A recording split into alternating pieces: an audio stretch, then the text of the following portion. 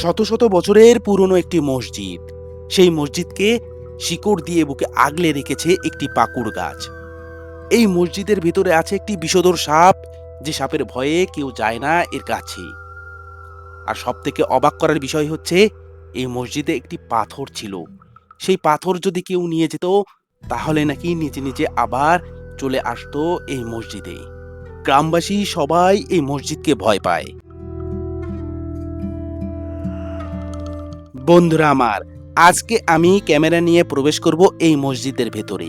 কি আছে আমি দেখব, আপনাদেরকে দেখাবো। আজকে এই মসজিদের রহস্য উদ্ঘাটন করব। কেন গ্রামবাসী এই মসজিদকে এত ভয় পায়? এই গাছের ডাল পাতা কেউ ছিঁড়ে না, কেউ ভাঙে না।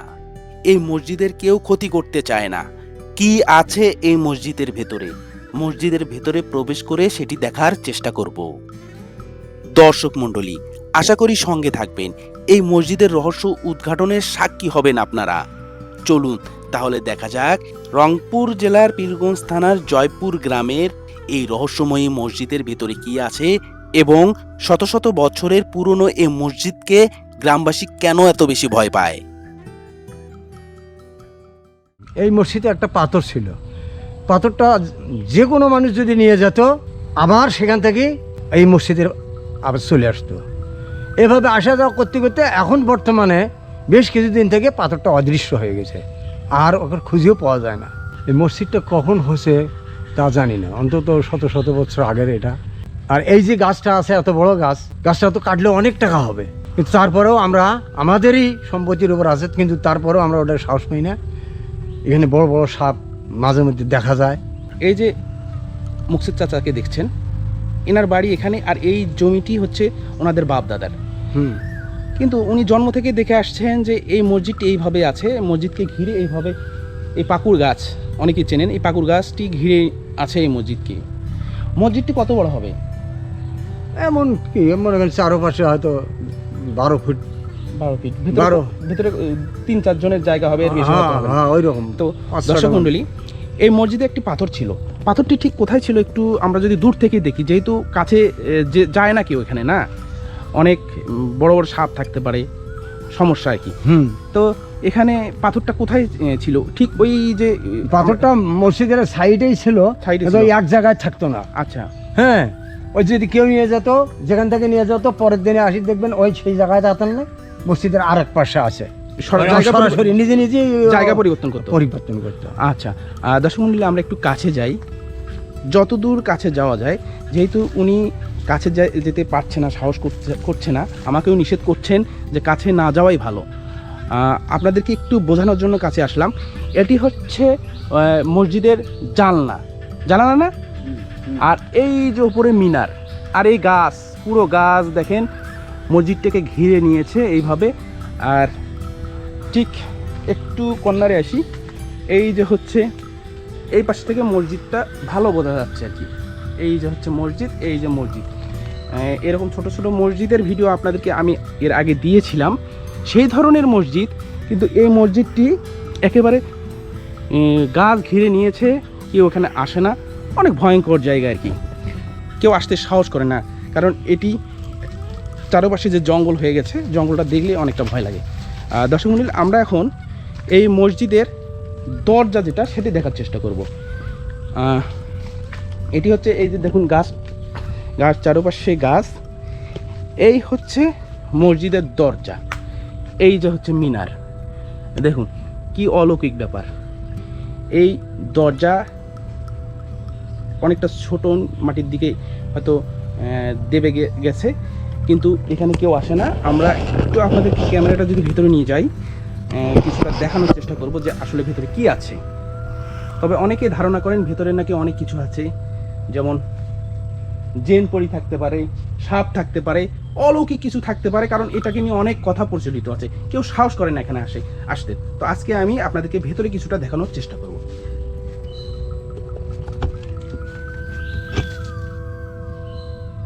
দর্শক মণ্ডলী, ভেতরে কিছু নকশা করা আছে না, একটু নকশা কাটা আছে, আর তেমন কিছু দেখা যাচ্ছে না। একটু ছোট জায়গা, চারপাশে গাছ ঘিরে নিচ্ছে গাছ মসজিদটিকে। দর্শক মণ্ডলী, আমি ভিতরে যেতে চাচ্ছি না, কারণ এখানকার সকলেই নিষেধ করছেন যে এখানের ভেতরে না যাওয়াই ভালো। তো যতটুকু দেখানো যায় আপনাদেরকে দেখানোর চেষ্টা করলাম। আচ্ছা, আপনারা যখন ছোটোবেলায় এই মসজিদটার কি গাছটা এরকমই ছিল না এই গাছটা কি এতদিনে তো অনেক বড় হয়ে গেছে? হ্যাঁ, আস্তে আস্তে বাড়তে বাড়তে একবার এই সব একবার ঘিরিয়ে নিয়েছে।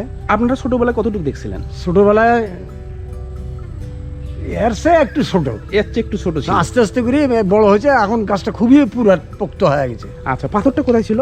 পাথরটা তো মসজিদের কোনো সময় পশ্চিম পার্শ্বে ছিল, কোনো সময় উত্তর পার্শ্বে ছিল, মানে ওর কোনো ঠিকানা নাই যে এখানে আসলো ছিলই তা নয়। মানে কেউ যদি বলায় তো ওই পরের দিন আর সেখানে নেই, আরেক জায়গায় যায়। গাছের ডালপালা যদি কেউ ভাঙে তাহলে তার অসুবিধা হতো। কীরকম? মানে ও খুব কঠিন রোগে পড়ে যেত। এরকম হয়েছে কেউ? হ্যাঁ, আমাদের ভাই ভাগির মধ্যেই এটা ঘটছিল। কি ঘটছিল? ওই পাথরটা মনে করেন নিয়ে গেছিলো, নিয়ে যাওয়া পরের দিনে একবার ওই বাড়ির 2-3 জন মানুষ কোনো কঠিন ব্যায়ামের মধ্যে পড়ে গেল, মানে অসুস্থ হলো। হ্যাঁ, মানে ওই কলেরার মতো। আচ্ছা, পরে আবার ফির পাথর এখানে রেখে গেছে, ভালো হয়ে গেছে। ভালো হয়ে গেছে।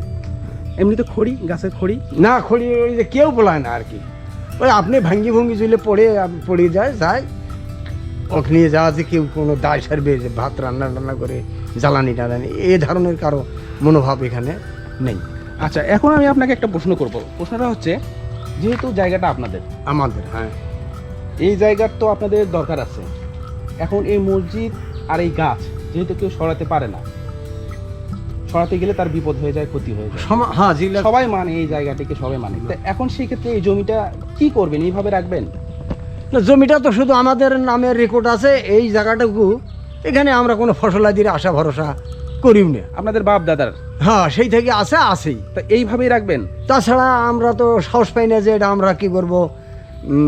ওটা তো এই জায়গাটা কি আমাদের নিতে গেলে মসজিদটাকে ভেঙে নিতে হবে। হ্যাঁ, তাহলে ওটার উপর তো হস্তক্ষেপ করবে, আমাদের সাহস আটে না।